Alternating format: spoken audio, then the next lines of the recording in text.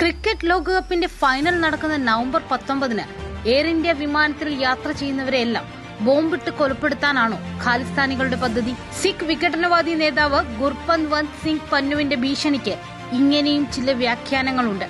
November 19-ന് air ഇന്ത്യയിൽ യാത്ര ചെയ്യരുതെന്ന് സിഖ് ജനതയോട് പന്നു ആവശ്യപ്പെട്ടു.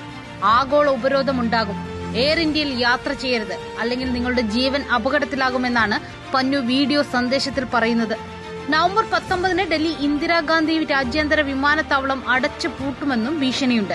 ലോകകപ്പല്ല ഇന്ത്യയിൽ നടക്കുന്നത്, ലോക തീവ്രവാദി കപ്പാണ് രാജ്യത്ത് തുടങ്ങാൻ പോകുന്നത്. രക്തസാക്ഷി ഹർദീപ് സിംഗ് നിജ്ജാറിന്റെ കൊലപാതകത്തിന് ഞങ്ങൾ പകരം ചോദിക്കുമെന്നായിരുന്നു പന്നുവിന്റെ ഭീഷണി സന്ദേശം. 2019 മുതൽ തന്നെ NIA നിരീക്ഷണത്തിലുള്ള സിഖ് വിഘടനവാദി നേതാവാണ് ഗുർപത്വന്ത് സിംഗ് പന്നു. ഇത്രയുമായിട്ടും പന്നുവിനെ എന്തുകൊണ്ട് കാനഡ അറസ്റ്റ് ചെയ്യുന്നില്ലെന്നാണ് ഇന്ത്യക്കാരുടെ സംശയം. കൂടുതൽ കനേഡിയൻ വിശേഷങ്ങൾ അറിയാൻ